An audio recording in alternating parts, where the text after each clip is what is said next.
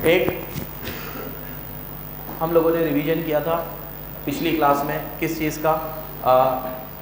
Primary rules और secondary rule. किसका किया था? प्राइमरी रूल और सेकेंडरी। प्राइमरी रूल में मैंने तुम लोगों को बता दिया कि हम लोग जब भी कोई इंटरप्रिटेशन करते हैं, कंस्ट्रक्शन करते हैं, तो पहले इन रूल्स का मदद लेना चाहिए। और वो उनका पहला जो ऑर्डर है, जैसे पहला ही रूल है लिटरल कंस्ट्रक्शन, तो पहले हमें हमेशा लिटरल कंस्ट्रक्शन ही यूज़ करना चाहिए कि जब ग्रामेटिकल मीनिंग से मतलब निकल रहा है, किसी चीज़ के दो मीनिंग भी नहीं है, ठीक है, कोई एम्बिग्यूटी भी नहीं है, कुछ नहीं है, तो उनको उनके लिटरल कंस्ट्रक्शन से, मतलब लिटरल मीनिंग से ही समझो। यूज़ ज़रूरत पड़े तो ग्रामेटिकल मीनिंग, और जहाँ टेक्निकल वर्ड यूज़ है टेक्निकल मीनिंग, ठीक है। उसके बाद फिर रीजनेबल कंस्ट्रक्शन पे जाओ, जहाँ पे दो मीनिंग निकल सकते हैं, दो मतलब निकल सकते हैं, किसी एक्ट के अंदर कॉन्फ्लिक्ट हो सकती है, तो उसका रीजनेबल कंस्ट्रक्शन करना चाहिए। उसके बाद फिर अलग अलग रूल हम लोगों ने पढ़े। फिर सेकेंडरी रूल में मैंने तुम्हें दो ही पढ़ा है कि एक तो नोस्टेगिया सोसिस, ठीक है, कि आप किसी चीज़ को उसके एसोसिएशन से जज करो, ठीक है। उसमें वही वाला रूल था, एजस्डम जेनरिस को वाइडर वे में लिखा गया था। और उसके बाद दूसरा पढ़ाया था custom is the best interpreter. ये सारे रूल का रिवीजन करने के बाद आज हम रिवीजन करेंगे इंटरनल और एक्सटर्नल एड्स का, AID, ठीक है। तो एड मतलब हो गया मदद, है ना, हेल्प करना। और एक्सटर्नल एड मतलब क्या? कि इंटरनल मतलब कि किसी भी एक्ट को इंटरप्रेट करने में पहले हम उस एक्ट की चीज़ों की ही हेल्प लें। जैसे एक्ट में प्रियम्बल होता है, सेक्शंस होते हैं, सब सेक्शन होते हैं, हेडिंग्स होती है, और एक्सप्लेनेशन होते हैं, शेड्यूल होते हैं, ठीक है, मार्जिनल नोट्स होते हैं। तो हम पहले उसकी मदद लें, उसके बाद फिर हम मदद किसकी लें? एक्सटर्नल मतलब एक्ट के अलावा वाली चीज़ों की हेल्प लें। तो इंटरनल एड में एक्ट के अंदर से ही मदद लेंगे, और एक्सटर्नल एड में एक्ट के बाहर से मदद लेंगे। तो सबसे पहले हमें जो हेल्प मिलती है एक्ट में, वो कहाँ से मिलती है? पहला पॉइंट हम लोगों ने पढ़ा था इसमें, टाइटल, ठीक है। किसकी बात करी थी हमने? टाइटल। अब जब मैं टाइटल बोलता हूँ तो दो तरह के टाइटल होते हैं, शॉर्ट टाइटल और लॉन्ग टाइटल। शॉर्ट टाइटल किसी भी एक्ट को सिर्फ आइडेंटिफाई करता है। क्या करता है? आइडेंटिफाई करता है। और लॉन्ग टाइटल जो है, ठीक है, वो उसे डिस्क्राइब करता है। क्या करता है? मतलब अभी मैंने कहा कंपनीज एक्ट, तो ये सिर्फ आइडेंटिफाई कर रहा है कि ये कंपनीज के ऊपर होगा। लेकिन मैंने तुम्हें एक एक्ट बताया था सरफाइसी एक्ट, तो उसकी लंबी चौड़ी फुल फॉर्म है। या अगर ऐसा बात करूं prevention of money laundering act, तो ये पूरा बता रहा है कि मनी लॉन्ड्रिंग को रोकने के लिए ये कानून लाया गया है। किसके लिए लाया गया है?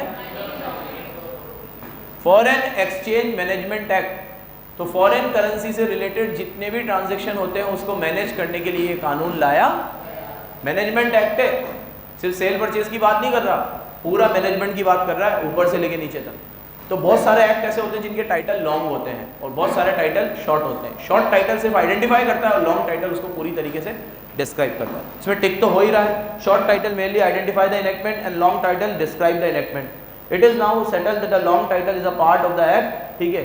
अब ये कहा जाता है कि अब से हमेशा टाइटल लॉन्ग ही होने चाहिए, ताकि उस चीज़ को बराबर डिस्क्रिप्शन मिले, ठीक है, पता चले हमें कि एक्ट क्या कहना चाह रहा है, ठीक है। नाम में ही मतलब कहते हैं कि नाम बहुत इंपॉर्टेंट होता है, बहुत सारी चीज़ें नाम से पता चल जाती है, ठीक है। हालांकि अंग्रेजी में ये भी कहावत है कि डोंट जज a book by its cover, ठीक है, कि किसी किताब को उसके कवर से जज मत करो।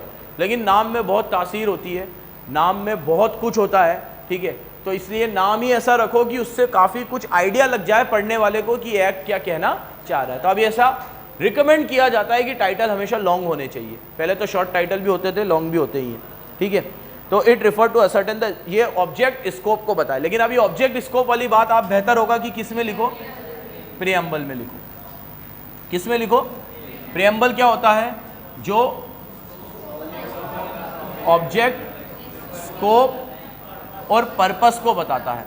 लेकिन इसमें दो बात और लिखना, स्कोप, पर्पस और ऑब्जेक्ट को बताता है, लेकिन इसमें दो बात और लिखना कि ये तब काम नहीं आएगा जब प्लेन प्रोविजंस प्रियम्बल को ओवरराइड कर रहे हैं या उसके साथ कॉन्फ्लिक्ट में है। क्योंकि अगर प्रियम्बल पढ़ के ही सब कुछ क्लियर हो जाता तो फिर हमने इतना बड़ा कानून क्यों लिखा। तो अगर आप कभी कोई जजमेंट देने बैठो और प्रियम्बल से दो और सेक्शन में कुछ और लिखा हुआ है और आप प्रियम्बल की बात कर रहे हो तो सेक्शन में भी तो लिखा हुआ है, जिसमें मैंने एग्जांपल दिया था आपको बेस्ट इंडियन कॉन्स्टिट्यूशन, कि इंडियन कॉन्स्टिट्यूशन में प्रियम्बल में लिखा हुआ है इक्वालिटी की बात हो रही है, लेकिन उसी कॉन्स्टिट्यूशन में अंदर रिजर्वेशन भी दिया गया है। तो रिजर्वेशन दिया गया है तो फिर इक्वालिटी कैसे हुई? तो बोलेंगे कि भैया देखो इक्वालिटी की बात हो रही है लेकिन यहाँ तो रिजर्वेशन है, तो प्रियम्बल तो इक्वालिटी की बात करता है। भाई प्रियम्बल जनरल इक्वालिटी की बात करता है और रिजर्वेशन एक स्पेसिफिक प्रोविजन है, जहाँ दिया गया है वहीं दिया गया है, बाकी तो इक्वालिटी है ही। तो जहाँ रिजर्वेशन दिया गया है गवर्नमेंट जॉब में या कहीं पे भी, तो वहाँ पे रिजर्वेशन, प्राइवेट सेक्टर में कोई रिजर्वेशन नहीं है, तो वहाँ आपके लिए इक्वालिटी है, जिसमें जितनी कैपेबिलिटी है, जितनी एफिशिएंसी है, उसको उतना सैलरी मिलेगा, उसको वो जॉब मिलेगी, वहाँ है इक्वालिटी, ठीक है। लेकिन जहाँ रिजर्वेशन है वहाँ रिजर्वेशन है, कानून बना के डाला है हमने, तो आपको प्लेन प्रोविजन पहले पढ़ना है और वो प्रियम्बल के साथ कॉन्फ्लिक्ट में है तो आपको सुन्नी प्रोविजन की है, ना कि प्रियम्बल। इसमें एक एग्जांपल बहुत बढ़िया दे रखा था हिंदू मैरिज एक्ट, कि हिंदू मैरिज एक्ट में लिखा हुआ है कि शादी दो हिंदुओं के बीच में हो, उसमें बीच में मे लगा दिया। तो मे का क्या मतलब है कि एक हिंदू और एक क्रिश्चियन या मुस्लिम भी चलेगा? नहीं चलेगा। उसका प्रियम्बल तो पढ़ो, ऊपर क्या लिखा हुआ है, हिंदू मैरिज एक्ट, टाइटल देखो, प्रियम्बल देखो, तो ये तो सिर्फ हिंदू की शादियों की ही बात हो रही होगी, बाकियों की कैसे हो सकती है? तो वहां मे का इंटरप्रिटेशन मस्ट से किया या शैल से किया जाएगा, क्योंकि प्रियम्बल पढ़ के पता लगाओ किसका एक्ट है। अब सिर्फ मैरिज एक्ट होता तो वहां पे तुम मे का मतलब मैं निकाल लेते, हिंदू मैरिज एक्ट नहीं होता, सिर्फ मैरिज एक्ट होता तो वहां तुम समझ लेते कि शादी तो किसी भी दो लोगों में, लड़की लड़कों में हो सकती है, वो भले डिफरेंट रिलीजन के भी हो, क्योंकि आगे हिंदू तो लिखा हुआ नहीं है। लेकिन अगर साफ साफ लिखा हुआ है हिंदू मैरिज एक्ट, तो वहां अगर शादी की बात हो रही है तो दो हिंदू की ही बात हो रही होगी। ये प्रियम्बल पढ़ के आप पता लगा सकते हो, टाइटल देख के भी पता लगा सकते हो। तो ये एग्जांपल टाइटल में भी फिट बैठ सकता है और प्रियम्बल में भी फिट। तो प्रियम्बल क्या बताता है? It express the scope, object and purpose, ठीक है। क्या बताता है ये? Scope, object and purpose. और दो एग्जांपल इसमें दिए हमने, इंडियन कॉन्स्टिट्यूशन का इक्वालिटी वाला, और एक दिया हम लोगों ने, एक हमने दिया हिंदू मैरिज एक्ट का। आगे आओ जरा। अब तीसरी मदद हमें मिलती है हेडिंग और टाइटल से, ये बहुत जरूरी होते हैं, हेडिंग और टाइटल। अब ये आपको हेडिंग और टाइटल एक्ट में ही मिलेंगी। अभी मैं सेकंड ग्रुप में इकोनॉमिक्स पढ़ा रहा था, तो उसके अंदर इकोनॉमिक्स में जो बुक इंस्टीट्यूट ने लिखी है उसके अंदर मैटर सारा पैराग्राफ फॉर्म में दे रखा है। मैटर बहुत कमाल का है, अच्छी अच्छी चीज़ें हैं, एकदम इलेबरेट करके बहुत अच्छे समझा रखी है। लेकिन अगर कोई टीचर पढ़ाए ना तो उसको पढ़ने में मज़ा ही ना आए। एक तो पैराग्राफ फॉर्म में बहुत आलस आए उसे पढ़ने में, लेकिन अब उसको कट करके पॉइंट में लिख के पढ़ाते हैं तो बहुत मज़ा आता है कि यार ये पॉइंट है, देखिए पॉइंट है, ये पूरा समराइज हो जाता है। फिर बच्चे उसको कॉपी में भी और निकाल के लाता है, तो 20 पेज अपने आप 5 पेज बन जाते हैं और बहुत ईजी हो जाती है इको। अब ये चीज़ जब हम 11th-12 में पढ़ाते तो खुद ही नोट्स बना के देते, क्योंकि कोई बाउंडेशन नहीं है कि यही बुक पढ़ो, यही बुक पढ़ो। CBSE को ऐसा नाटक नहीं करता, बोलता है NCERT पढ़ो, लेकिन तुम्हें पता कितने लोग पढ़ते हैं NCERT। तो वहाँ पे हम रिफ्रेशर की मदद ले सकते हैं। ये तो बिल्कुल बाउंडेशन करते हैं कि भाई इंस्टीट्यूट को मॉड्यूल ही पढ़ना है, तो मॉड्यूल में से वो चीज़ को जब शॉर्ट हेडिंग बनाकर, टाइटल बनाकर पढ़ाते हैं तो बहुत मज़ा आता है। तुम्हें भी ये चीज़ पता है। तो एक्ट तो ये चीज़ हमें खुद करके देता है, हेडिंग भी देता है, टाइटल भी देता है, ठीक है। एक्सेप्शन के पॉइंट आते हैं तो लिख के देता है। अब कंसिडरेशन, नो कॉन्ट्रैक्ट, इसके एक्सेप्शन है, बेलमेंट, चैरिटी, ये वो, तो लिख के देता है ना। ये हेडिंग दिया, ये टाइटल दिया, तो पढ़ने में मज़ा आता है, फिर चीज़ें जल्दी क्लिक कर जाती है। तो ये एग्जांपल क्यों दे रहा हूँ कि एक तरफ एक इकोनॉमिक्स की बुक है जो लॉ नहीं है, वो बुक है, उसमें कोई हेडिंग नहीं है, कोई टाइटल नहीं है, सब मैक्सअप हो रहा है। एक तरफ लॉ की बुक है, ये लॉ है, इसमें हेडिंग भी है, टाइटल भी है, तो अब पढ़ने में देखो कितना मजा आ जाता है। जबकि कंटेंट देखा जाए तो इकोनॉमिक्स का ज़्यादा अच्छा होता है, लेकिन सिर्फ हेडिंग ना होने की वजह से, टाइटल ना होने की वजह से बोरिंग लगता है। और इसका कंटेंट बोरिंग होने के बावजूद भी अगर हेडिंग है, टाइटल है, बराबर लिखा हुआ है, तो हमें कोई चीज़ को समझने में बहुत आसानी होती है, ठीक है। देखो, we would generally find that a number of sections of a particular subject are grouped together, ठीक है। और इसके अंदर हेडिंग्स होती है, टाइटल्स होते हैं, हेडिंग और टाइटल्स ग्रुप किए जाते हैं, legitimately referred for the purpose of continuing the enactment। अब जैसे चार्ज का चैप्टर आया तो ऊपर चार्ज लिखा हुआ है, डिपॉजिट का है तो डिपॉजिट लिखा हुआ है ना, AGM का है तो मीटिंग्स लिखा हुआ है। इससे पढ़ने में आसानी रहती है। बाकी ये कोई रूल नहीं है, ये तो मैं तुम्हें पढ़ा क्या रहा हूँ कि किन किन चीज़ों से हमें मदद मिल सकती है, बस। अब तुम बोलोगे हाँ तो सर को ना 3 मार दिया, हेडिंग है तो टाइटल है तो क्या हो गया ये, ठीक है भाई क्या हो गया नहीं, मैंने तुम्हें एग्जांपल इसीलिए दिया, तुम हटा के देखो तो तुम्हें पता चलेगा कि ये कितना छोटा है।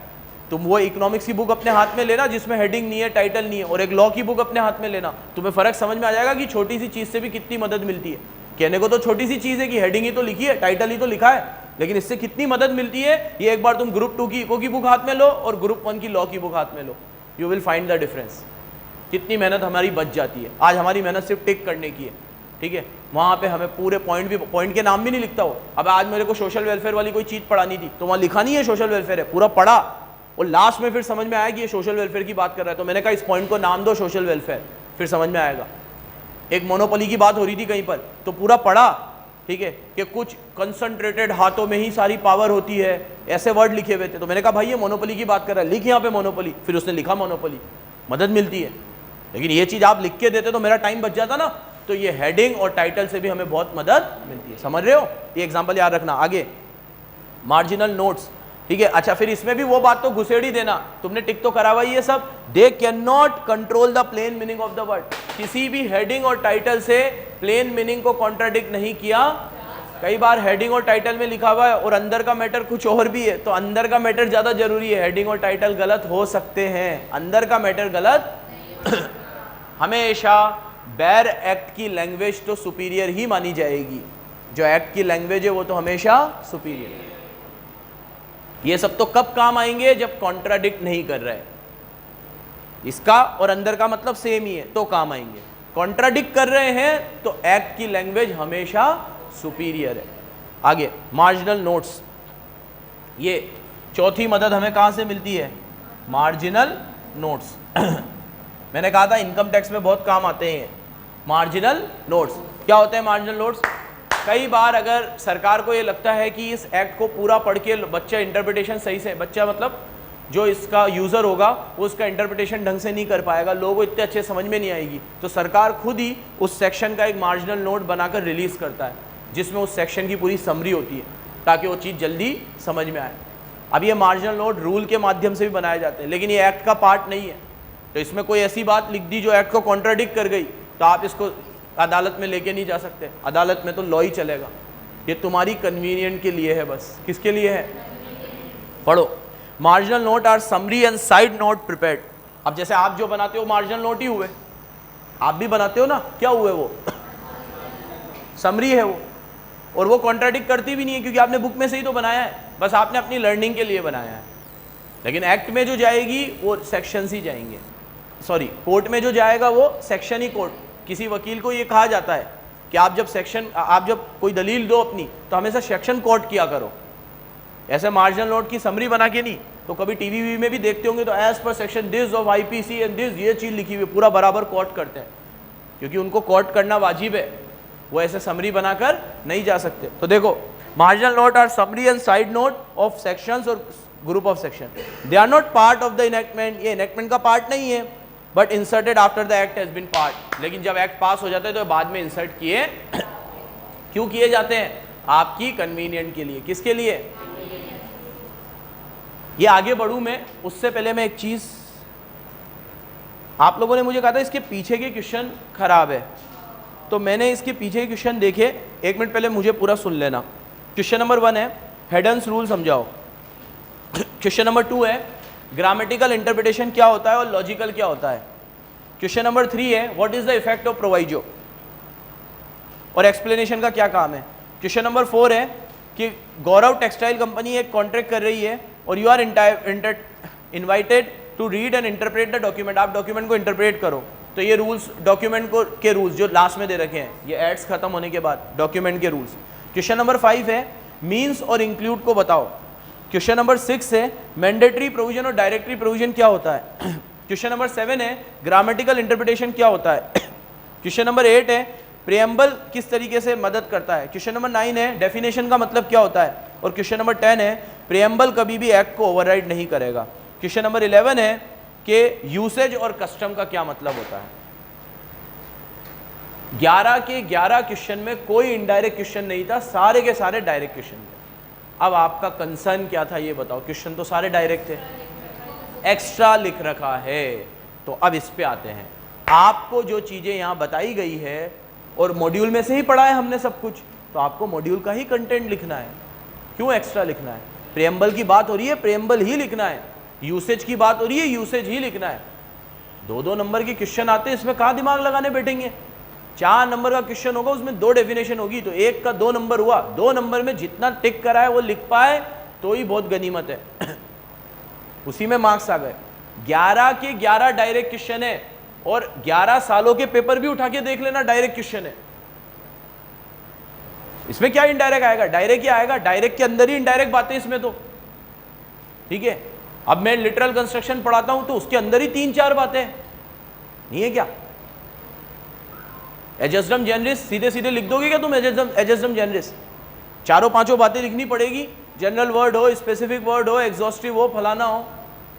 हेड एंड रूल डायरेक्ट लिख दोगे, पहले हिस्टोरिकल सेटिंग क्या थी, क्या मिसचीफ था, एक्ट ने कैसे सही किया, ये सब पूरा लिखना पड़ेगा।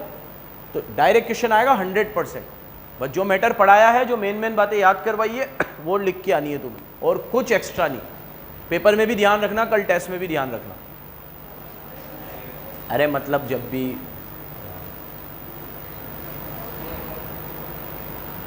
सर से पूछ ले रहे हैं क्या वो, अभी माथे आते फिर मेरे। पॉज कर देना संजू। हाँ, 5वीं मदद जो मिलती है वो हमें मिलती है डिक्शनरी की डेफिनेशन से। किससे?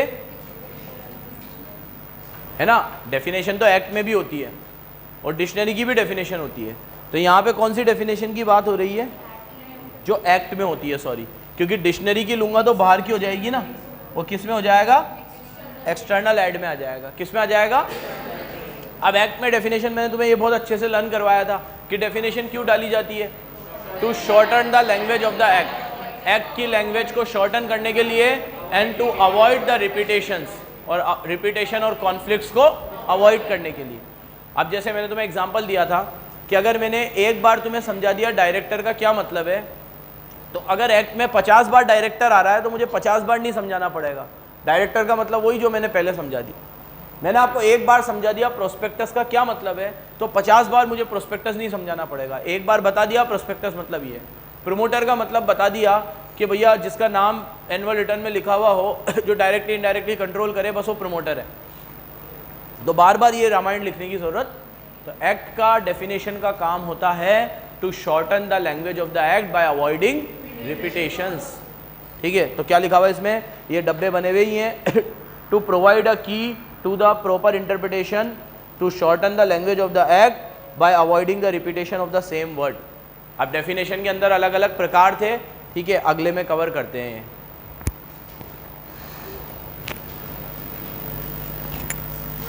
रिवीजन वीडियो 2 पार्ट में बन रहा है। कल वाले पार्ट के अंदर हम लोगों ने बात करी थी किसकी? इंटरनल एड्स की। आज भी उसी को कंटिन्यू करेंगे। इंटरनल एड में मैंने तुम्हें बताया सबसे पहले टाइटल हमें मदद करता है। टाइटल 2 प्रकार के होते हैं, लॉन्ग टाइटल और शॉर्ट टाइटल। जो है वो एक्ट को आइडेंटिफाई करता है, लॉन्ग टाइटल जो है वो एक्ट को डिस्क्राइब करता है। आजकल ये प्रेफर किया जाता है कि हमेशा लॉन्ग टाइटल होना चाहिए, लेकिन टाइटल से कभी भी हम लोगों को पूरे एक्ट को प्रिडिक्ट नहीं करना है। टाइटल सिर्फ हमें इतनी सी हेल्प करते हैं कि वो एक्ट के बारे में एलिमेंट्री नॉलेज दे देते हैं कि एक्ट किस चीज़ से बिलोंग करता होगा। फिर मैंने आप लोगों को बताया दूसरी मदद हमें मिलती है प्रेम्बल से। प्रेम्बल थोड़ी हमें ज़्यादा मदद कर देगा। टाइटल से तो बस हमें ये पता चलेगा prevention of money laundering act, कि मनी लॉन्ड्रिंग को प्रिवेंट करने के लिए। प्रियम्बल हमें 3 चीजें बता देगा, स्कोप, पर्पस, ऑब्जेक्ट। और टाइटल तो सिर्फ एक 2-4 वर्ड होते हैं, लाइन होती है। प्रियम्बल तो एक पेज होता है पूरा। हर एक्ट के पहले पहला पेज प्रियम्बल का होता है। ठीक है, जैसे मैंने आपको कहा था कि कॉन्स्टिट्यूशन का प्रियम्बल पढ़ लो तो काफ़ी कुछ पता चल जाएगा कि हमारा संविधान कैसे है। भीमराव अम्बेडकर जी ने हमारा संविधान किस तरीके से लिखा है। इतने बड़े संविधान की पूरी के पूरी समरी प्रियम्बल में है। प्रियम्बल हमें काफ़ी कुछ दे देगा। मैं तुम्हें ये भी कहा था कि कुछ स्कूलों ने अभी मैंडेटरी किया है कि उनकी असेंबली में प्रियम्बल पढ़ाया जाए बच्चों को। ठीक है, आइडिया लगे हमें। इसके बाद मैंने आप लोगों को कहा था, लेकिन प्रेम्बल को भी ऐसे प्लेन रीड नहीं करना कि प्रेम्बल रीड करके पूरा पता चल जाए। कई बार अगर प्रेम्बल में कोई चीज़ लिखी हुई है और सेक्शन में कोई चीज़ लिखी हुई है तो सेक्शन को कभी भी प्रेम्बल ओवरराइड नहीं करेगा। जैसे हिंदू मैरिज एक्ट का एग्जांपल दिया, बहुत बार दे दिया है, रिपीट ही करेंगे। हेडिंग और टाइटल से भी मदद मिलती है। मैंने कल तुम्हें एक बहुत बढ़िया एग्जांपल दिया कि एक अपन लॉ पढ़ते हैं जिसमें हेडिंग होती है, टाइटल होती है। एक हम इकोनॉमिक्स की कोई बुक पढ़ते हैं जिसमें हेडिंग नहीं है, टाइटल नहीं है। तो इसका कंटेंट अच्छा होने के बावजूद भी बोरिंग लगेगा और इसका कंटेंट बोरिंग होने के बावजूद भी अच्छा लगेगा, क्योंकि हेडिंग और टाइटल हमारी बहुत मदद करते हैं। एटलीस्ट हमें ये तो पता चल जाता है कि ये इस पॉइंट में हमें क्या पढ़ाने वाला हूँ। ठीक है, अभी मैं तुम्हें कोई, जैसे मैंने कल एग्जांपल दिया कि मैं कोई 3-4 लाइन पढ़ रहा हूँ और उसके बाद तुम्हें पता चला यहाँ सोशल वेलफेयर की बात हो रही है 3-4 लाइन पढ़ाया और यहाँ पे बात हो रही है ब्रेन ड्रेन की। लेकिन मैं तुम्हें अगर यहाँ पॉइंट लिख दूँ कि इसका नाम ब्रेन ड्रेन है तो तुम्हें काफ़ी कुछ एलिमेंट्री आइडिया लग जाएगा कि अब किसकी बात हो रही है। तो हेडिंग और टाइटल, ठीक है। जनरली या नंबर ऑफ सेक्शंस होते हैं, वो ग्रुप होते हैं एक साथ और उन्हें एक हेडिंग और टाइटल से डिनोट किया जाता है। इसमें भी वही है कि they can not override the plain reading of the act. ये तो बार बार लिखना है तुम्हें, कोई भी चीज एक्ट की प्लेन रीडिंग को ओवरराइड नहीं कर सकती। These are only aids, these are only helpful content, but they can not override the plain provision of act. ये प्लेन प्रोविजन को कभी भी ओवरराइड। मार्जिनल नोट, मैंने आपको कहा था मार्जिनल नोट पार्लियामेंट में नहीं आते हैं। एक्ट बनने के बाद किसी भी सेक्शन की समरी मार्जिनल नोट में लिखी जाती है। फिर डेफिनेशन, ये भी बता दिया था कि डेफिनेशन क्यों डाली जाती है, टू प्रोवाइड द की, ठीक है, एक की प्रोवाइड करती है ये इंटरप्रिटेशन की। और ये क्यों डाली जाती है, टू अवॉइड द रिपीटेशन और कॉन्फ्लिक्ट। ये कॉन्फ्लिक्ट और रिपीटेशन को अवॉइड करने के लिए डाला जाता है। अब ध्यान से सुनना, 3 तरह की डेफिनेशन है। पहली है रेस्ट्रिक्टिव और एक्सटेंसिव, फिर एम्बिगुअस, ठीक है, और तीसरे नंबर पे दे रखी है तुम्हें कॉन्ट्ररी कॉन्टेक्स्ट वाली। कौन सी वाली?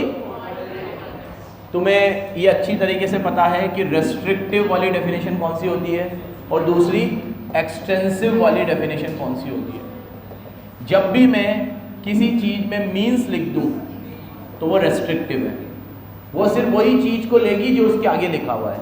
और जब भी मैं किसी डेफिनेशन के आगे क्या लिख दूँ, इंक्लूड, तो ये एक्सटेंसिव है, ये चीज़ों को ऐड कर सकती है। तो इंक्लूसिव डेफिनेशन भी बोलते हैं इसे, क्या बोलते हैं, और इसको एग्जॉस्टिव भी बोलते हैं। क्या बोलते हैं? एग्जॉस्टिव। तो अगर मान लो मैं तुम्हें लिख रहा हूं डिबेंचर मीन्स, तो बस उसमें वही चीज़ आएंगी जो लिखी हुई है। और मैं लिख रहा हूं डिबेंचर इंक्लूड, तो इसमें जो चीज़ लिखी हुई है उसके अलावा भी चीज़ें इंक्लूड हो सकती है। तो पढ़ो, the definition of a word is extensive when a word is defined to mean. अगर आपने मीन लिखा है then that definition is prima facie restrictive, तो वो डेफिनेशन कैसी है, या फिर उसे क्या बोल सकते हैं, एग्जॉस्टिव।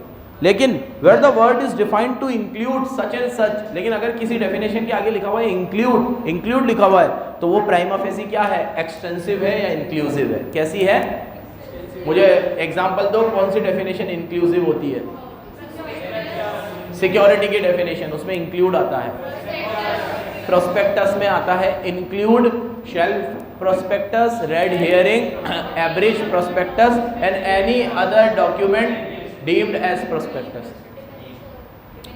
तो मैक्सिमम जगह पे तो इंक्लूड आता है। मीन्स वाली एग्जांपल दो जहां डेफिनेशन में मीन्स आता है। गुड्स इंक्लूड भी आता है, लेकिन कैसे आता है मैं बताता हूँ। गुड्स की डेफिनेशन ऐसे है, जीएसटी वाली नहीं पता मुझे, सेल ऑफ गुड्स वाली बता रहा हूँ। Goods means movable, every kind of movable property other than money and actionable claim and include, और बाद में इंक्लूड भी आ जाता है। फिर इंक्लूड में वो लिखता है ग्रास, क्रॉप्स, एक्सेट्रा भी लगा देता है। एक्सेट्रा लगाते ही तो तुमने मीन क्या रखा, फिर तो तुमने इंक्लूड ही कर दिया। ठीक है, तो भाई साहब उसमें मीन भी है, इंक्लूड भी है। तो अब सवाल ये उठता है मीन और इंक्लूड दोनों हो तो फिर क्या करना है। जहां तक मीन है वहां तक तो वो डेफिनेशन एग्जॉस्टिव है, जहां से इंक्लूड हो गया वहां से वो डेफिनेशन एक्सटेंसिव हो गई। जैसे मैंने कहा every kind of movable property, तो सिर्फ मूवेबल ही आएगा। अब इसमें मीन का मतलब क्या है, मूवेबल। लेकिन फिर बोला and include all those things attach to land which is capable of separating, तो हर वो चीज़ जो लैंड से अटैच है लेकिन सेपरेट हो सकती है। तो अब इसमें इंक्लूड आ गया, तो हर वो चीज़ जो लैंड से अटैच है लेकिन सेपरेट हो सकती है तो वो भी आ जाएगी अब। और इसमें तो बहुत सारी चीज़ें होंगी, तो आधी डेफिनेशन इंक्लूड है और आधी डेफिनेशन मीन है। समझ गए? तो ऐसा भी होता है। आगे देखो, इसमें एग्जांपल दे रखे हैं, हमने सब पढ़ रखे हैं, हटाओ इसको। एम्बिगुअस डेफिनेशंस क्या होती है? एम्बिगुअस डेफिनेशंस वो होती है बेटा जिसको इंटरप्रेट करने के लिए हमें किसी और सेक्शन की या किसी और एक्ट की मदद लेनी पड़ेगी, वो अपने आप में प्लेन रीडिंग से समझ में नहीं आएंगी। जैसे public company means a company which is not a private company. तो पब्लिक कंपनी वो कंपनी जो प्राइवेट कंपनी नहीं है, तो इसके लिए पहले प्राइवेट कंपनी को समझना पड़ेगा, तभी जाके पब्लिक कंपनी समझ में आएगी, नहीं तो पब्लिक कंपनी समझ में। तो ये डेफिनेशन एम्बिगुअस हुई। क्या हुई? इसको लिखोगे कैसे ये सुन लो, लिखना ही एक कला है, ठीक है।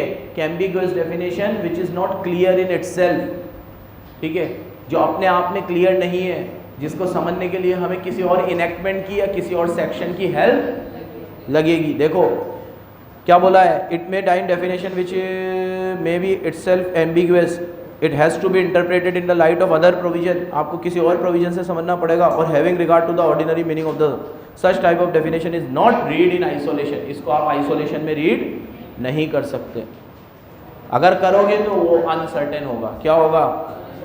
और last definition with a contrary sense, ऐसी डेफिनेशन जिसके बहुत सारे मीनिंग निकल रहे हैं, ठीक है। कॉन्ट्ररी कॉन्टेक्स्ट में भी यूज हो सकती है वो डेफिनेशन। तो क्या बोला इसने? When a word is defined to bear a number of meanings and the sense in which the word is scheme the language of the provision and object instead to intended to be served thereby। मतलब क्या है, अगर एक word के बहुत सारे मतलब निकल रहे हैं तो आपको उसे उस कॉन्टेक्स्ट में समझना पड़ेगा जिस कॉन्टेक्स्ट में एक्ट का पर्पस पूरा हो, जिस कॉन्टेक्स्ट में। जैसे कि अगर मान लो मैंने तुम्हें एक एग्जांपल दिया था,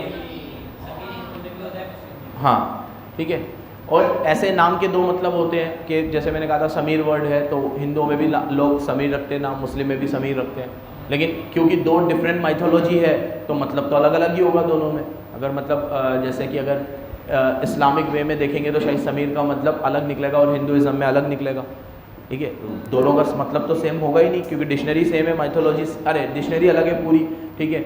तो लेकिन फिर भी लोग रखते हैं। तो अब आपको जिस कॉन्टेक्स्ट में बोला जाए उस कॉन्टेक्स्ट में। एक और मैंने एक बात बोली थी आपको कि एक ही बंदा अलग अलग लोगों में अलग अलग क्या बोलते हैं उसकी, जैसे अभी मान लो मैं इंसान एक ही हूँ लेकिन तुम्हारे लिए मैं टीचर हूँ, मेरी मम्मी के लिए मैं सन हूँ, ठीक है, वाइफ के लिए मैं हस्बैंड हूँ, मेरे बच्चे के लिए मैं फादर हूँ, ठीक है। तो मैं अलग अलग ड्यूटी और अलग अलग रिस्पॉन्सिबिलिटी पूरा कर रहा हूँ। तो अब मेरे को कब कौन बुलाएगा उस कैपेसिटी में मैं उस फंक्शन को परफॉर्म करूँगा, ठीक है।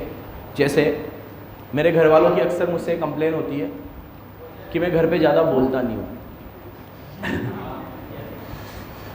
और बीइंग अ टीचर अगर मैं ज़्यादा बोलता नहीं हूँ तो मैं एक अच्छा टीचर भी नहीं बन सकता कभी भी, ठीक है।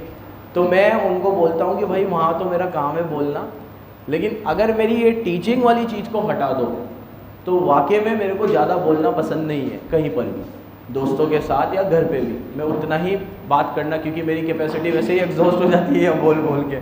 तो वहाँ पे मैं ज़्यादातर चुप रहना और सुनना पसंद करता हूँ और मैं उन्हीं टॉपिक पे ज़्यादा बोलता हूँ जिसकी मुझे नॉलेज होती है। बाकी हम लोग दोस्तों में जाते हैं ना तो कुछ लोगों की आदत होती है कि हर चीज़ में उनको अपना ज्ञान पेलना है, तो मैं वहाँ सुनना पसंद करता हूँ। 2-3 टॉपिक में जहाँ मुझे याद है कि ये अपन क्लियर है तो वहाँ अपन बोलेंगे, बाकी अपन सुनेंगे। सुनने में भी बहुत आनंद आता है, ठीक है, बहुत सारे एग्जाम्पल मिल जाते हैं। तो मैं अगर अलग अलग कैपेसिटी में आप अलग अलग रोल, तो किस कॉन्टेक्स्ट में बात हो रही है आपको कॉन्टेक्स्ट देखना पड़ेगा। ऐसे ही वर्ड के भी मीनिंग अलग अलग निकलते हैं, ठीक है। अभी जैसे कल बोला मैंने रुक मत चल, तो कहाँ कॉमा लगेगा और कहाँ फुल स्टॉप लगेगा, इससे बहुत फर्क पड़ जाएगा।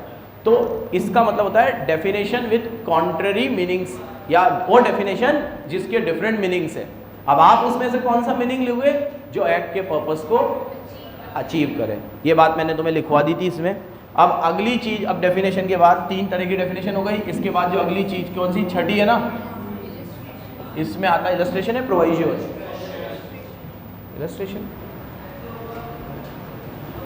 इलस्ट्रेशन, ठीक है। ये बड़ा सिंपल है। कई बार क्या होता है कि एक्ट में कोई चीज़ क्लियर ना हो तो इलस्ट्रेशन से समझ में आ जाती है। जैसे मैंने एक एग्जांपल दिया था तुम लोगों को सरचार्ज का, मार्जिनल रिलीफ का। अब वो मार्जिनल रिलीफ जब हम पढ़ते हैं तो मार्जिनल रिलीफ को पढ़ के समझ में नहीं आता है क्या कहना चाह रहा है, लेकिन मार्जिनल रिलीफ का एग्जांपल देते ही समझ में आ जाता है। जैसे मैंने तुम्हें एग्जांपल दिया था कि इनकम टैक्स में प्रोविजन है कि 1 करोड़ के ऊपर आपकी इनकम है तो 5% सरचार्ज लगेगा। कितना लगेगा? अब अगर मान लो आपकी इनकम है 1 करोड़ 1,000, कितनी है? तो 1 करोड़ से ऊपर होते ही 5% सरचार्ज लग गया। अब 1 करोड़ सरचार्ज टैक्स पे लगता है। अब 1 करोड़ की इनकम पे 30 लाख टैक्स है, मान लो 30% पकड़ लो तुम तो अभी, तो 30 लाख और 30 लाख का 5% सरचार्ज, तो 30 लाख का 5% 1.5 लाख। तो आपने सिर्फ 1,000 रुपये ज़्यादा कमाए थे और आपको 1.5 लाख रुपए का क्या देना पड़ गया? सरचार्ज। तो इसमें रूल डाला गया है कि अगर आपकी एडिशनल इनकम उस सरचार्ज से कम है तो आपको जितनी एडिशनल इनकम है ना उतना ही टैक्स भरना है। तो अब मेरा सरचार्ज 1,000 रुपये का लगेगा, क्योंकि 1,000 रुपये कमाकर मैं 1.5 लाख का सरचार्ज क्यों दूंगा? तो मैं, अब मेरी इनकम ही 1,000, अब मैं क्या करूँ? 1 करोड़ से बढ़ गई तो मेरी गलती है। तुमने रखा है 1 करोड़ से ज़्यादा पे रखेंगे, अब मेरी बढ़ गई। अब किसी की ज़रूरी थोड़ी 1 करोड़ से बढ़े तो सीधी 2 करोड़ हो जाए, 4 करोड़ हो जाए। मेरी बड़ी फिक्स 1 करोड़ से 1,000 रुपये ज़्यादा। तो क्या 1,000 रुपये के चक्कर में मैं 1.5 लाख का सरचार्ज भरूँ? नहीं, इसको बोलते हैं मार्जिनल रिलीफ। और ये मार्जिनल रिलीफ पढ़ के आपको समझ में नहीं आएगा, लेकिन ये मार्जिनल रिलीफ के सेक्शन के नीचे इलस्ट्रेशन दे रखा, और ये इलस्ट्रेशन है। अब ये तब पढ़ा था मैंने सीए फाइनल में, आज तक याद है, हर बार एग्जाम्पल इसी का देता हूँ, लेकिन क्योंकि समझ में कब आया? जब इलस्ट्रेशन पढ़ा। वैसे बहुत सारी चीज़ें होंगी जो मुझे इलस्ट्रेशन पढ़ के समझ में आई, टैक्स से समझ में नहीं आई, लेकिन ये एक चीज़ याद रह गई है मेरे को कि ये टैक्स से मेरे को समझ में नहीं आई थी, लेकिन किससे समझ में आई थी? तो कई बार इलस्ट्रेशन से भी मैटर समझ में आता है, टैक्स से समझ में, इसलिए इलस्ट्रेशन भी आपकी बहुत मदद करते हैं। इसमें एग्जाम्पल दे रखा है, हर चीज़ का एग्जाम्पल है, याद रखना। We will find that many though not all sections in illustrations are appended annexed. कई बार चीज़ों में क्या लगाए जाते हैं? Illustration. Illustration follow the text but do not form part of section. ये सेक्शन को फॉलो करते हैं, टैक्स को भी फॉलो करते हैं, लेकिन ये सेक्शन का पार्ट। जब कोई जज, वापस से कल वाली बात रिपीट करूंगा, जब कोई जज या कोई वकील अदालत में अपनी दलीलें पेश करेगा तो वो इलस्ट्रेशन से नहीं देगा, वो एग्जाम्पल्स टैक्स से देगा। वो अपनी बात को जब रखेगा कोर्ट में तो वो कोर्ट किसको करेगा? रेफरेंस किसका देगा? सेक्शन का, ना कि illustration. Illustration is just for your understanding, just for. अब मुझे समझा दिया मैंने आपको मार्जिनल रिलीफ, तो इलस्ट्रेशन ने मेरी मदद करी, बट जब कोर्ट करने की बात आएगी तो सेक्शन को कोर्ट किया जाएगा, इलस्ट्रेशन को कोर्ट नहीं किया जाएगा। याद रखना बराबर। ये क्या पढ़ा रहा हूं मैं तुम्हें, कहाँ कहाँ से मदद मिलती है? इलस्ट्रेशन हो गया। नेक्स्ट, प्रोवाइजियो। प्रोवाइजियो में 3 चीजें बताई थी मैंने आपको। वैसे नॉर्मली प्रोवाइजियो का क्या मतलब होता है? प्रोवाइजियो मतलब एक्सेप्शन एक तरीके से, ठीक है। क्या हो गया? Exception. The proviso, the main function of proviso is to except something out of the enactment. Enactment में से किसी चीज को बाहर निकालना। तो प्रोवाइजियो लगाया जाता है ये वर्ड यूज करके, प्रोवाइडेड दैट, प्रोवाइडेड दैट, या प्रोवाइजियो भी लिखा जाता है। तो प्रोवाइजियो में 3 कैटेगरी को समझा रखा है। पहला, एक्सेप्शन। जब एक्सेप्शन लगाया जाएगा तो किसी भी जनरल चीज़ से स्पेशल चीज़ को बाहर रखा जाएगा, और बाहर रखने के लिए एक्सेप्शन लगाया जाएगा। अब जनरल चीज़ है, a contract without consideration is void. बिना कंसिडरेशन के कॉन्ट्रैक्ट वॉइड होते हैं, और इसका लगा दिया हमने एक्सेप्शन। क्या लगा दिया? तो एक्सेप्शन लगाते ही क्या हो जाएगा कि अब इन जगहों पे कंसिडरेशन के बिना भी कॉन्ट्रैक्ट वैलिड है। For example charity, for example bailment, natural love and affection, gift, donation, जो भी है ना यार, वापस फाउंडेशन देने गया, ठीक है, पकड़ ही लेते हो तो याद होता है तो पूरे सुनाने बैठ जाओगे। तो सुनो इधर, नॉर्मल चीज क्या है? A contract without consideration is void. Exception क्या है कि इन केसों में कॉन्ट्रैक्ट बिना कंसिडरेशन के वॉइड नहीं है। किन किन केसों में? ये जो अभी तुमने बताया, तो ये एक्सेप्शन है। तो एक्सेप्शन क्यों डाले जाते हैं? जनरल चीज से स्पेशल चीज को एक्सक्लूड करने के लिए। क्या? पढ़ो, exception is intended to restrain the enacting clause to a particular cases. जब हमें कुछ पर्टिकुलर केसेस को किसी चीज से क्या करना हो? एक्सक्लूड करना हो। एग्जाम्पल याद रखना सबके, कंसिडरेशन। अब दूसरा, प्रोवाइजो कब डाला जाता है? स्पेशल के, सॉरी यहाँ पे आएगा कि प्रोवाइजो डाला जाता है स्पेशल केसेस को जनरल केसेस से अलग करने के लिए, रिमूव करने के लिए। दोनों में क्या फ़र्क हुआ? अगर मैं किसी चीज़ का प्रोवाइजो डाल रहा हूँ और किसी चीज़ का एक्सेप्शन डाल रहा हूँ, तो दोनों में ये फ़र्क है कि एक्सेप्शन मतलब ये केसेस पे तो ये चीज़ एप्लीकेबल ही नहीं होगी, हटा ही दिया हमने कि चैरिटी के केस में कंसिडरेशन का रूल लगेगा ही नहीं, बेलमेंट के केस में कंसिडरेशन का रूल लगेगा ही नहीं, हटा ही दिया, एक्सेप्ट समथिंग। और प्रोवाइजो डाल के क्या करते हैं भाई, इन चीज़ों में तो लगेगा लेकिन इसमें से इन चीज़ पे नहीं लगेगा। तो जनरल चीज़ में से जब स्पेशल चीज़ को एक्सक्लूड किया जाता है तो क्या डाला जाता है, प्रोवाइजो। प्रोवाइजो हो गया। और लास्ट तो बड़ा सिंपल है, सेविंग क्लोज। सेविंग क्लोज लगाया जाता है किसी चीज़ को सेव करने के लिए। क्या करने के लिए? अगर सेक्शन 13 सेक्शन 14 को अफेक्ट कर सकता है तो सेक्शन 13 ऐसा लिखा जाएगा, save as otherwise provided in section 14, ताकि सेक्शन 14 में जो लिखा हुआ है वो सेव हो जाए, सेक्शन 13 सेक्शन 14 को हार्म ना पहुंचाए। इसीलिए 3 वर्ड लिखे जाएंगे, सेव एज अदरवाइज। क्या लिखा जाएगा? So saving clause is preserve from destruction certain rights remedy. अगर किसी की राइट्स रेमेडी वगैरह डिस्ट्रॉय हो रही है तो सेविंग क्लोज डालकर उस डिस्ट्रक्शन को बचाया जाएगा। आगे आते हैं अपन किस पे, एक्सप्लेनेशन पे। ये एक्सप्लेनेशन में ये जो पीछे फ्लो चार्ट बना हुआ है ना, ये बड़ा बेहतरीन है। एक्सप्लेनेशन क्यों दी जाती है? बेटा इसको पॉज करते हैं 1 मिनट। प्राची पानी। हेलो, हाँ जी। तो एक्सप्लेनेशन किस चीज़ के लिए डाली जाती है भाई? एक्सप्लेनेशन डाली जाती है जब किसी चीज़ के मीनिंग में हमें ये लगता है कि कॉन्ट्राडिक्टरी मतलब भी निकल सकता है और सेक्शन में वो चीज़ इतनी क्लियर नहीं है, तो उसके लिए क्या डाली जाती है? शायद जितना मुझे याद है तुम्हें जीएसटी की बुक में एक्सप्लेनेशन बहुत मिलेगी, बहुत सारी है। देना ज़रूरी इतना है क्योंकि देखो लॉ एक तो नया है और तुम खुद सोचो 3 एक्ट को मर्ज करके एक आया है। एक्साइज था पहले, वेट था, सर्विस टैक्स था, तीनों को मर्ज करके जीएसटी आया है। तो डिफिकल्ट भी था, लेंदी भी था, सारे प्रोविजन को एक साथ मिला के डालना था। जब हम एक्साइज वगैरह पढ़ते थे ना तो हमें एक्साइज में सिर्फ प्रोडक्शन की बात करनी थी। जब हम सर्विस टैक्स पढ़ते थे तो बहुत ही मजा आता था, सर्विसेज की बात होती थी सिर्फ, और वेट पढ़ते थे तो गुड्स की बात होती थी। अब यहाँ प्रोडक्शन भी आ गया, गुड्स भी आ गई, सर्विस टैक्स भी आ गया, तो थोड़ा लंबा तो होगा ही। इसीलिए हर चीज़ को एक्सप्लेनेशन डाल डाल के समझा रखा है। तो तुम्हें सबसे ज़्यादा एक्सप्लेनेशन अगर कहीं मिलेंगी तो जीएसटी में मिलेंगी। क्यों डाली जाती है? Explain the meaning, clarify the vagueness, vagueness को क्लैरिफाई करने के लिए, एडिशनल सपोर्ट देने के लिए, क्या देने के लिए, और अगर कोई मिसचीफ है तो उस मिसचीफ को फिल करने के लिए। अभी अगर आप कोई भी जीएसटी के प्रोविजन का गलत मतलब निकाल लो और आप ये सोच लो कि टैक्स नहीं देना पड़ेगा, तो फिर उस मिसचीफ को दूर करने के लिए क्या डाली जाती है? एक्सप्लेनेशन। जैसे तुम्हें तो इसके बहुत एग्जाम्पल याद होंगे, एक आध जो मैंने उस दिन रिपीट किया था, जो बोला था उसे रिपीट करूँगा। मैंने तुम्हें कहा था कि जीएसटी अगर हेल्थ केयर पे नहीं लगता, डॉक्टर कभी जीएसटी नहीं लगाता, तो आपके हॉस्पिटल में कितना भी महंगा इलाज हो उस पर जीएसटी नहीं लगेगा। आप कैंसर का भी इलाज करा लो, करोड़ रुपए का इलाज है, उस पर भी जीएसटी, ऐसा नहीं 1 करोड़ का इलाज करा रहा है लग्जरी आइटम है 18% जीएसटी है ठीक है, 1 करोड़ का भी इलाज करवाओगे ना तुम तो क्या नहीं लगेगा। लेकिन इसमें मैंने तुम्हें कल क्या कहा था, अगर आप प्लास्टिक सर्जरी करवाते हो, ब्यूटी, अगर आप इस तरीके की चीज़ें करवाते हो तो जो आपकी ब्यूटी से रिलेटेड है, जिसका एसेंशियल हेल्थ केयर से कोई लेना देना नहीं है, तो उस पर जीएसटी नहीं लगेगा। इसलिए एक्सप्लेनेशन डाल के ये चीज़ क्लियर करी कि भैया यहाँ हेल्थ केयर के अंदर ये प्लास्टिक सर्जरी और ये सब चीज़ें नहीं आएंगी। तो ये बताना पड़ा, नहीं तो आप मिसचीफ का फ़ायदा उठाते। किसका मिसचीफ का फ़ायदा उठाते कि ये तो हेल्थ केयर में आता है, किस में आता है? अच्छा एक और बात बताऊँ मैं तुम्हें, प्लास्टिक सर्जरी भी जो ब्यूटी केयर में आती है ना उस पर नहीं लगता।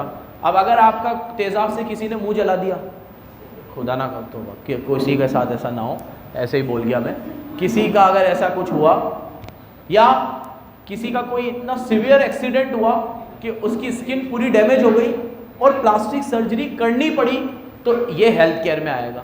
नेचर देखो ना, तो ये भी एक्सप्लेनेशन में समझा रखा है। तो कोई भी मिसचीफ का फायदा ना उठाए, गैप को फिल करने के लिए, ऑब्जेक्ट को क्लियर करने के लिए क्या डाले जाते हैं?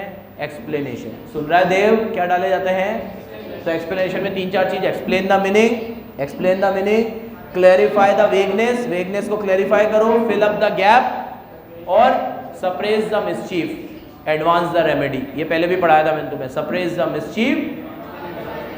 आगे शेड्यूल क्या होते हैं? हर एक्ट के अंदर शेड्यूल होते हैं किसी स्पेशल चीज़ को कवर करने के लिए। जैसे कंपनीज एक्ट में शेड्यूल है बैलेंस शीट P&L के फॉर्मेट बताने के लिए। क्या बताने के लिए? फॉर्मेट बताने के लिए शेड्यूल है। ऐसे ही जीएसटी में भी शेड्यूल है रेटों को लेकर, HSN कोड को लेकर कि किस प्रोडक्ट का HSN कोड क्या होगा, ये भी किस में लिखे हुए हैं? शेड्यूल। क्योंकि ये सब चीज़ें सेक्शन में डालेंगे तो सेक्शन पे एडिशनल बाहर आ जाएगा, तो इसको बाहर रखते हैं ताकि अलग से पढ़े इसको। किसको? शेड्यूल को। भाई सुन रही है? देखो schedule form part of the act, और जितनी भी चीज़ें पढ़ाई है उसमें बहुत सारी जगह पे बोला है ये पार्ट ऑफ द एक्ट है और बहुत सारी चीज़ों में बोला है पार्ट ऑफ द एक्ट नहीं है। बताओ तो क्या क्या चीज़ पार्ट ऑफ द एक्ट है? Long title short title part of the act है। प्रियम्बल, प्रियम्बल क्यों नहीं है? एक्ट पार्ट का एक्ट है, प्रियम्बल पार्ट सेक्शन में नहीं है लेकिन बाहर एक्ट के साथ अटैच होता है। तीसरा, हाँ, heading title part of the act है। Marginal note part of the act नहीं है। 5वें नंबर पे definition, definition part of the act है लेकिन अब वो एनालॉग है या कैसी है, सॉरी एम्बिगुअस है, रेस्ट्रिक्टिव है या जैसी भी है, पार्ट ऑफ द एक्ट है। फिर इलस्ट्रेशंस, ये सेक्शन का पार्ट नहीं है, पार्ट ऑफ द एक्ट तो है लेकिन ये सेक्शन का, सेक्शन समझाने के लिए डाला जाता है इसे, ये सेक्शन का पार्ट नहीं है। फिर प्रोवाइजो, ये भी पार्ट ऑफ द एक्ट है। फिर शेड्यूल, एक्सप्लेनेशन और शेड्यूल, ये भी पार्ट ऑफ द एक्ट है। प्रोवाइजो है ना, सेविंग क्लोज, एक्सेप्शन, ये एक्ट में ही तो लिखे हुए हैं। एक्सेप्शन किस में लिखे हुए होते हैं? एक्ट में। कोई ऑथर अपनी तरफ से एक्सेप्शन थोड़ी देता है, जैसे लॉ मेकर ने लॉ बना दिया, ये लॉ इसमें तो लगना ही नहीं चाहिए, एक्सेप्शन लिखो, ये चीज़ इस पर नहीं लगेगी। तो एक्सेप्शन भी किसने दी है? लॉ मेकर ने ही दी है। ठीक है, आगे schedule form part, it must be read together for all the purpose. हर चीज में कुछ नया याद रखना। शेड्यूल कैन नॉट कंट्रोल और prevail the expression if there appears to be any inconsistency, ये बार बार है। शेड्यूल किसी भी एक्ट को या सेक्शन को ओवरराइड नहीं करेगा, हटाओ इसको। और last, read the statute as a whole. सबसे बड़ी मदद हमें कहाँ से मिलती है? जब भी किसी कानून को पढ़ो तो पूरे कानून को एक साथ पढ़ो। जैसे कई बार ऐसा होता है कि मैं तुम्हें कोई एक सेक्शन पढ़ा रहा होता हूँ तो ये बोलता हूँ कि अभी एक सेक्शन और आएगा तब ये चीज़ और क्लियर हो जाएगी। क्यों बोलता हूँ? क्योंकि मुझे पता है अभी आधी अधूरी बात बताऊँगा तो मज़ा नहीं आएगा, लेकिन जब वो सेक्शन आता है तो वाकई में वो चीज़ क्लियर हो जाती है। तो ऐसा क्यों होता है? क्योंकि हमें किसी भी स्टैच्यू को या किसी भी लॉ को पूरा एक साथ पढ़ना चाहिए फॉर बेटर इंटरप्रिटेशन, ताकि हम उसका सही मतलब निकाल सके। जैसे फॉर एग्जाम्पल, एक सेक्शन ने आपको किसी चीज़ में प्रिविलेज दे दी। सुनो इधर, सेक्शन 8 ने बोल दिया कि जो सेक्शन 8 कंपनी है उनको नॉमिनेशन कमेटी नहीं बनानी, हमने रट लिया। अब जब आपको सीए फाइनल में नॉमिनेशन कमेटी का सेक्शन पढ़ाया जाता ना कि क्या होती है नॉमिनेशन कमेटी, अभी मैं लीक से अटक जाऊंगा। फिर शेयर होल्डर रिलेशनशिप कमेटी क्या होती है, सीए फाइनल में अगर ये पढ़ाया जाता तो तुम्हें समझ में आता कि सेक्शन 8 को प्रिविलेज क्यों दी है। क्योंकि सेक्शन 8 का नॉमिनेशन और शेयर होल्डर से कोई लेना देना ही नहीं है। उन कमेटियों का जो काम है ना वो सेक्शन 8 कंपनी करेगी ही नहीं, इसलिए उनको प्रिविलेज दी गई है कि आपको ये कमेटियां नहीं बनानी। तो read the statute as a whole. Section 8 पढ़ लिया, ये कमेटी नहीं बनानी, ठीक है, रट लिया। अब वो कमेटी का सेक्शन पढ़ोगे ना तो समझ में आएगा कि वो कमेटी क्यों नहीं बनानी, समझ रहे हो? तो किसी भी स्टैच्यू को एक साथ पढ़ना चाहिए तो बेहतर रिजल्ट जनरेट। और वैसे भी अपन तो कहते ही हैं कि अधूरा ज्ञान हमेशा हानिकारक होता है। देखो, it is the elementary principle that construction of statute is to be made of all parts taken together and not of only one part. जब भी हम कंस्ट्रक्शन करें तो सारे पार्ट को एक साथ लेकर चले, सबका साथ, ठीक है, और सबका विश्वास, ठीक है। विकास नहीं आया आज, खत्म। अब एक्सटर्नल ऐड, कौन सी ऐड? अब एक्ट के बाहर से जो हमें मदद मिलती है, कहाँ से मिलती है? ये जल्दी जल्दी सुनते जाना। पहली, हिस्टोरिकल सेटिंग। पहली क्या है? ऐसा होता है कि सुनो, जब कोई कानून लाया जाता है तो उसके पहले का उसका एक बैकग्राउंड होता है। अगर हम उस बैकग्राउंड को समझने की कोशिश करें तो कानून भी हमें समझ में आ जाएगा। जैसे मैंने एक बेस्ट एग्जांपल दिया था आपको कि अभी जो किसानों के 3 कानून आए थे जो रिपील हुए, उसमें से एक कानून था prevention of hoarding of necessary goods act या necessary commodity act, essential commodity act. इस कानून का ये मकसद था कि अगर कोई भी एसेंशियल कमोडिटी को होल्ड करेगा तो उसके ऊपर ये धाराएं लग जाएंगी, उसको जेल में डाल देंगे। अब एसेंशियल कमोडिटी में गेहूं चावल आता है, तो इसकी आप होल्डिंग। ये कानून 1960 में क्यों आया था? क्योंकि उस समय हमारे यहाँ फूड ग्रेन का शॉर्टेज था, फ्लड्स और फेमाइन हुए थे। ये ग्रीन रेवोल्यूशन आने के पहले की बात है। उन फ्लड और फेमाइन में बहुत लोगों की जान गई थी और पहली बार भारत में भूखमरी से लोग मरे थे। भूखमरी से कि बिल्कुल खाना नहीं था, लोग मर गए। और उस आपदा में भी कुछ लोग अवसर ढूंढ रहे थे और फूड ग्रेन ले लेकर अपने घरों में भर रहे थे ताकि ये तो मरते हैं तो मरे, मैं तो कल ये 10 रुपए का गेहूं 12 में बेचूंगा, आज नहीं बेचूंगा। और वो तो मर रहा है वहाँ पे और उसे नहीं दे रहे। तो उस समय जवाहरलाल नेहरू के टाइम पे ये कानून आया था कि प्रिवेंशन, कोई भी अगर एसेंशियल कमोडिटीज को होल्ड करता है तो उसके ऊपर ये धाराएं लगेंगी। अब इसको समझना है तो थोड़ा बैकग्राउंड में जाना पड़ेगा और उसकी हिस्टोरिकल सेटिंग देखनी पड़ेगी। और ये सिर्फ इस कानून के लिए नहीं है, हर चीज़ के लिए। आज की तारीख में तो ये बहुत ज़रूरी है। आज क्या होता है कि प्रेजेंट सिनारियो में गवर्नमेंट किसी भी चीज़ को लेकर बैकग्राउंड में जाकर, पुराने समय में जाकर उनको क्रिटिसाइज करके अपना काम निकलवा लेती है कि भाई देखो उस समय तो ये हुआ था। जिस समय जो हुआ था उस समय क्या परिस्थितियां थी और कैसे लोग थे, आप पहले वहां जाओ, एनालिसिस करो और फिर जज करो कि जो उन्होंने किया था वो सही किया था या गलत किया था, जो भी था।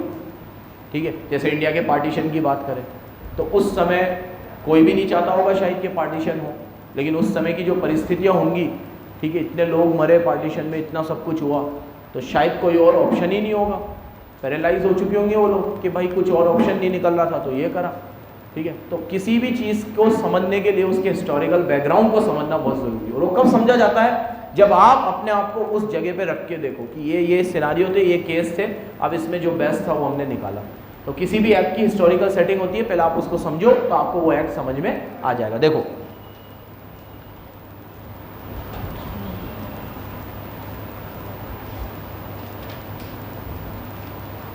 The history of the external circumstances related to the, चलो, to take help of all the external and historical facts that are necessary in the understanding and comprehension of the subject matter। अब आपको दो history देखनी है, एक तो उस subject की हिस्ट्री, एक पार्लियामेंट की हिस्ट्री। सब्जेक्ट की हिस्ट्री और दोनों में फर्क है ना। सब्जेक्ट की हिस्ट्री मतलब अभी जो मैं फूड ग्रेन वाला एक्ट बता रहा था उस सब्जेक्ट की हिस्ट्री हो गई, और पार्लियामेंट की हिस्ट्री मतलब इस एक्ट को पहले कितनी बार लाया गया था और जब भी पार्लियामेंट में लाया गया था तब इसका हिस्टोरिकल बैकग्राउंड क्या था। तो दोनों से हिस्ट्री देखो, पार्लियामेंट की हिस्ट्री और उस सब्जेक्ट की हिस्ट्री। दूसरी मदद हमें मिलेगी कंसोलिडेशन स्टैट्यूट से। जैसे कभी भी कोई एक्ट आए जिसके अंदर पहली लाइन में ये लिखा हुआ हो, an act to consolidate and amend of all the previous और अर्लियर एक्ट। ये एक्ट लाया गया है अर्लियर एक्ट को कंसोलिडेट करके एक लाने में। ये लाइन मिलेगी तुम्हें फेमा में, जीएसटी में भी है। तो फेमा में और जीएसटी में लाइन क्यों लिखी हुई है? क्योंकि इसके पहले भी एक्ट थे और ये एक्ट आया है सारे एक्ट को कंसोलिडेट करके एक बनाने के लिए। तो आपको अगर मदद चाहिए तो अर्लियर एक्ट भी पढ़ लो। जैसे आज मैंने जीएसटी नहीं पढ़ा क्योंकि जीएसटी 2017 में आया और मैं 2015 में सीए बन गया था। तो हम लोगों ने तो जीएसटी पढ़ा ही नहीं, मैंने भी नहीं पढ़ा, मुर्सा ने भी नहीं पढ़ा। तो हम लोग और जितने भी टीचर हैं जो उसके बाद बने, मैक्सिमम लोगों ने नहीं पढ़ा। जो पुराने बने सब, जो 2017 के बाद जो सीए बनेगा, तुम लोग हमसे ज़्यादा अपडेट होकर निकलोगे क्योंकि तुम ये जीएसटी 2 बार पढ़ोगे, इंटर में भी पढ़ोगे, फाइनल में भी पढ़ोगे। अभी तुमने 50 नंबर में पढ़ा है, फाइनल में 100 नंबर का है।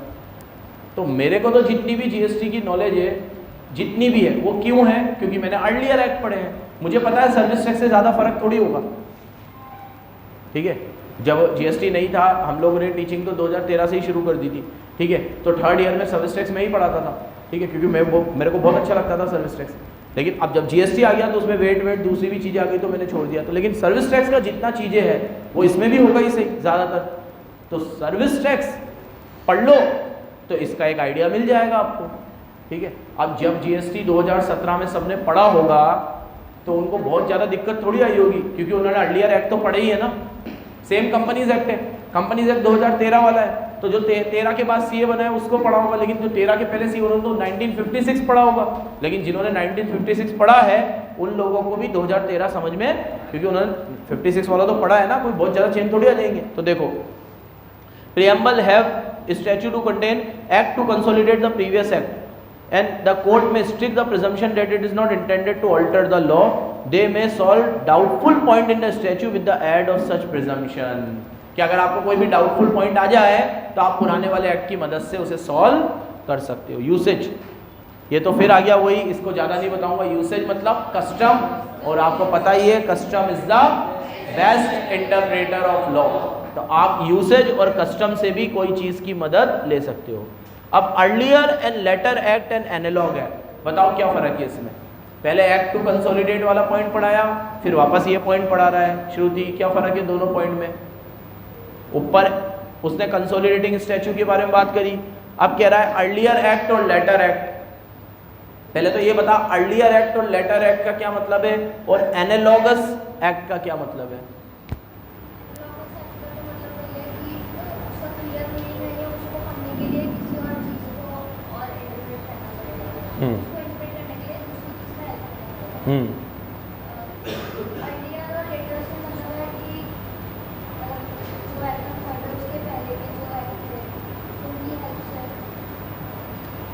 तो फिर इसमें और कंसोलिडेटिंग स्टैच्यूज में क्या फर्क है।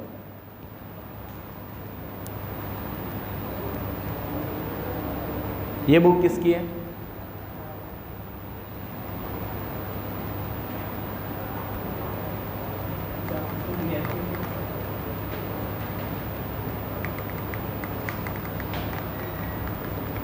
बोलो आर्ची।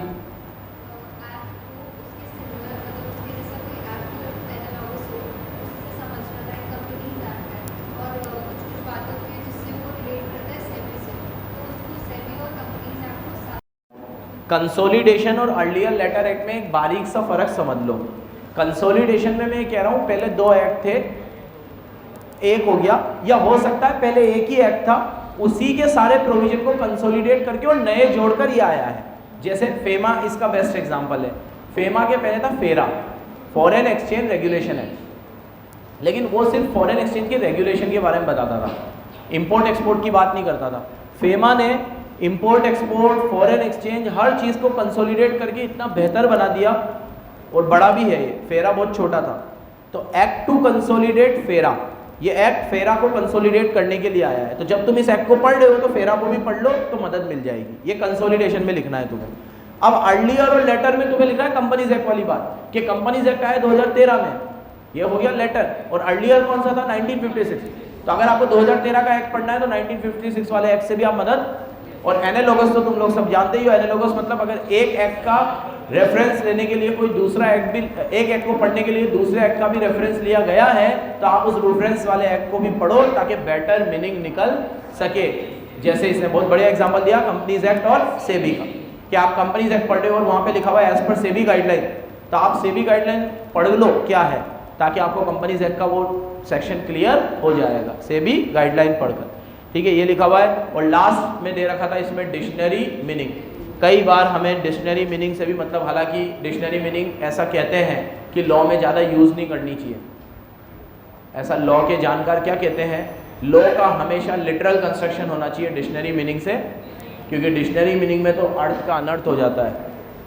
अंग्रेज़ी पहले भी बोल चुका हूँ, बहुत एम्बिगुअस लैंग्वेज है, मतलब वर्ल्ड की जितनी भी लैंग्वेजेस है ना, उसमें से इंग्लिश बहुत अच्छी लैंग्वेजेस में से नहीं आता, अगर सिर्फ लैंग्वेज की बात करें तो। ठीक है, जैसा ऐसा कहते हैं, पहले भी बताया था शायद तुम्हें, तमिल बहुत पुरानी लैंग्वेज है और वन ऑफ द बेस्ट उसका जो अल्फ़ाबेट्स है और उसकी जो सिमेट्री है वो बहुत बेस्ट है, सबसे पुरानी लैंग्वेज है तमिल। संस्कृत एक बहुत अच्छी लैंग्वेज है, अरेबिक बहुत अच्छी लैंग्वेज है। ठीक है, इंग्लिश उतनी साउंड लैंग्वेज नहीं है, आप थोड़ा इन पे रिसर्च करोगे तो पता चलेगा।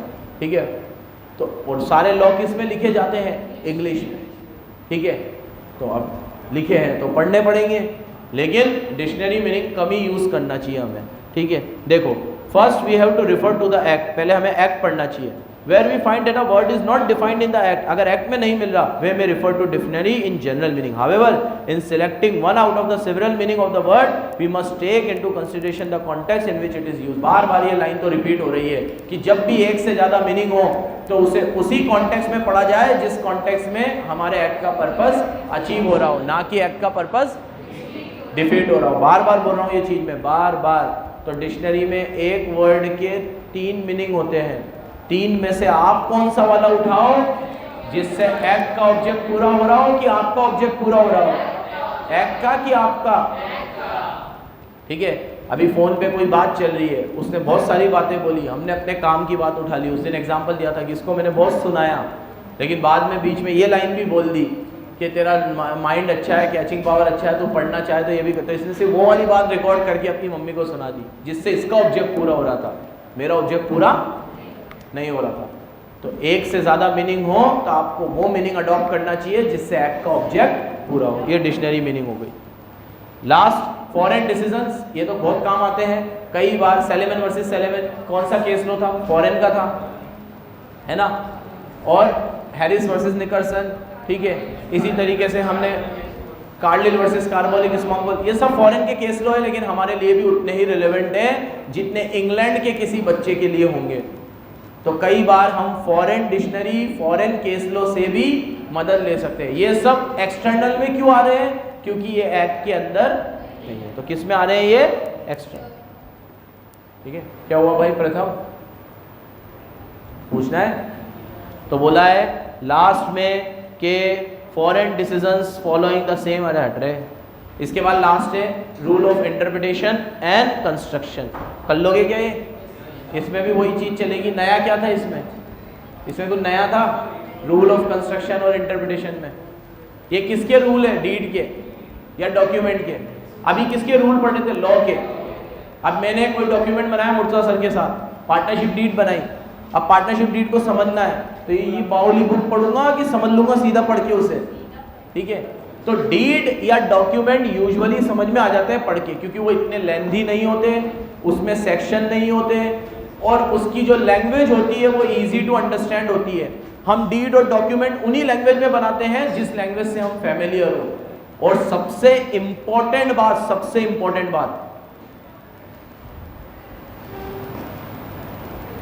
लॉ को लिखने वाले लेजिस्लेचर पार्लियामेंट में होते हैं और यूज हमें करने हैं, तो इंटरप्रिटेशन में डिफरेंस आता है। डीड और डॉक्यूमेंट तो बनाए भी हमने ही हैं और यूज भी हमने ही करने हैं, तो उनमें कोई प्रॉब्लम आनी ही नहीं है। तो आज मेरी डीड को इंटरप्रेट करने में मुझे क्या दिक्कत है? कार्तिक की हैंडराइटिंग कार्तिक तो समझ ही सकता है। He is the one and last person जो वो समझ पाएगा। ये भी नहीं समझ पा रहा तो इसने लिखा किसके लिए था? ठीक है, तो अगर आपने डीड डॉक्यूमेंट बनाई तो आप तो फिर सर सवाल पूछना चाहिए तुम्हें कि सर फिर जब आपने लिखे तो आपको तो समझ में आएंगे, तो उसके लिए क्या रूल बना दिए?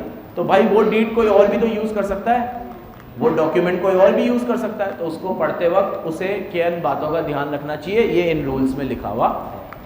पढ़ लोगे क्या इसको? चलो, ये तुम्हारा रिवीजन समाप्त हुआ।